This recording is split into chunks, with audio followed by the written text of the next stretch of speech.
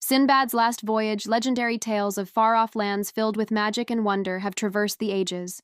Treasure beyond your wildest dreams and adventures that put your skills to the ultimate test await those brave enough to seek them. The tales of Sinbad are infamous across the known world, or at least they should be. The Seven Voyages of Sinbad is one of the most legendary series of stories ever told, so much so that many have forgotten it's just a tale. Yet, there are some who hear these stories and believe them to be real, even today. More than 20 years ago, Sir Francis Drake was caught up in such a delusion, and it cost him everything he ever loved. Now, you are about to make the same mistake. Welcome to Sinbad's Last Voyage, where nothing is real and everything is a lie. Join me as we explore strange new worlds and revisit old classics, uncovering the secrets of forgotten lore and the history of the world's greatest adventurers. Today's story comes from the works of the 19th century French author Pierre-Jules Macquarty. While not as well known as some others, his work was quite popular during his lifetime. However, with the rise of modern authors and the explosion of pulp adventure magazines, his work has long been forgotten by most people, though I can see why. His writing can be rather dry and often painfully slow, especially compared to the fast-paced stories modern audiences crave. However, that doesn't mean it isn't without merits. The story of Sinbad has endured for hundreds of years, but Macquarty's telling is unique in that it takes place after the original 7 voyages, something very few have done before or since. He also provides a glimpse into what life might have been like had Sinbad chosen to settle down after his amazing adventures. The story begins. Many years after his last great adventure, Sinbad settled down in the city of Baghdad, living a comfortable life running a trading business with his wife and children. But his old adventurous spirit lingered, and he spent many evenings swapping stories with friends about his exploits of days gone by. One evening, an unexpected guest arrived, the Sultan's vizier. He had come to Sinbad with a proposition. The Sultan was desperate to find a magical vase rumored to be hidden somewhere in the distant east. This vase would grant him everlasting youth, a treasure he coveted above all else. In exchange for this boon, the Sultan promised Sinbad untold riches beyond his wildest dreams. It was an offer he couldn't refuse.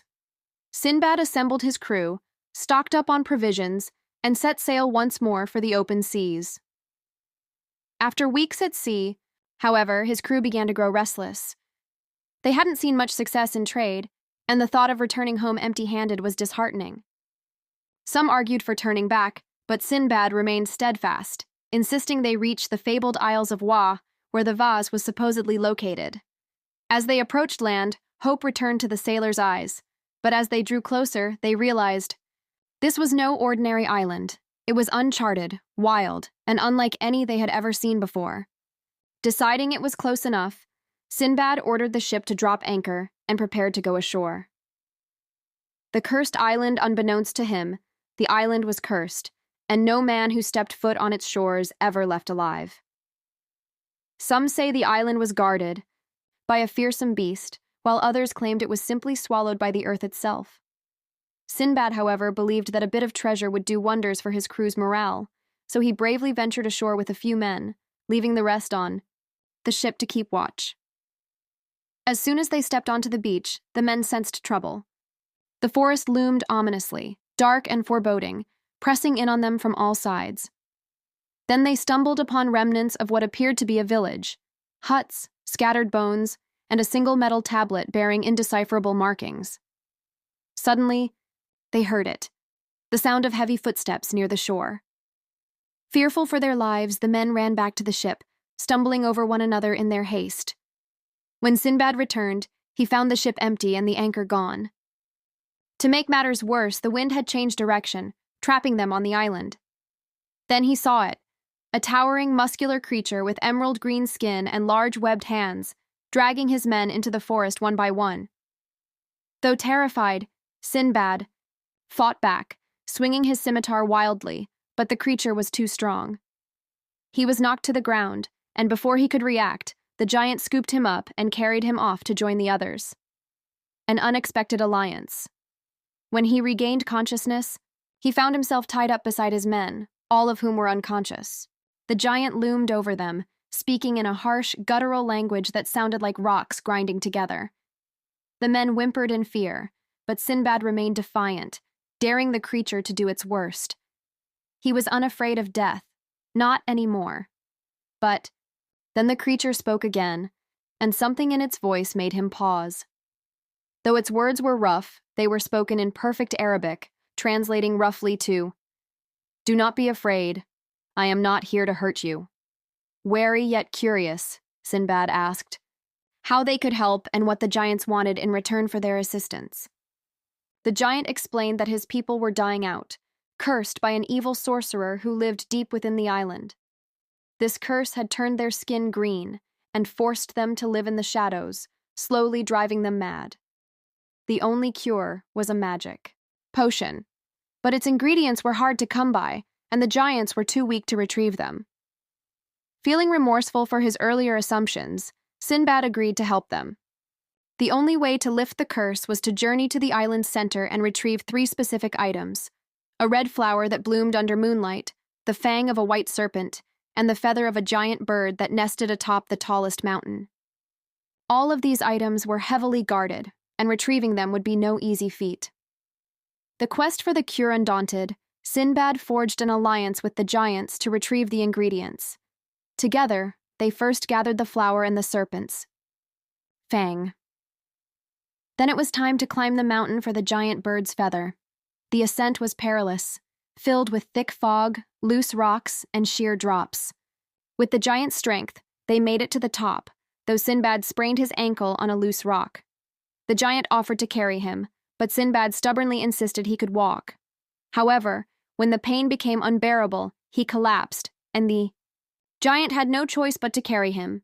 At the nest, they were attacked by 2 giant birds, but they fought them off and secured the feather. However, on the descent, the pain from his injury overwhelmed him, and he fainted. When he awoke, he was back at the village, where the giants were performing a ceremony, chanting and waving the 3 ingredients. The leader approached him with a glowing blue vial.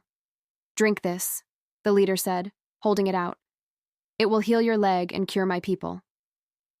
Without hesitation, Sinbad drank the potion, feeling warmth spread through his body as it coursed through his veins. A new beginning. Next morning, Sinbad awoke to find his ankle completely healed. Overjoyed, he joined the giants for breakfast and watched as the potion cured the tribe, restoring their skin to its normal color and clearing their minds. They thanked him profusely, offering him anything he could ask for in return. Sinbad graciously declined, stating that he was happy to help. Yet the leader approached him with a strange device made of bronze. It resembled a compass rose, but instead of cardinal directions, it displayed pictures of fantastical beasts. "What is this?" Sinbad asked, taking the device from the man. "A magic mirror," the giant replied. "With this, you can travel anywhere in the world instantly." Still confused, Sinbad held the device up and focused on Baghdad. In a flash of light, he and his men vanished, reappearing on the deck of his ship as though they had never left. But as Sinbad sailed toward home, he knew he was wrong. He would never forget the friends he made or the lessons learned. Sometimes what seems a danger may end up being a blessing. And sometimes the greatest treasures aren't found in chests guarded by dragons, but in the hearts of those who need help.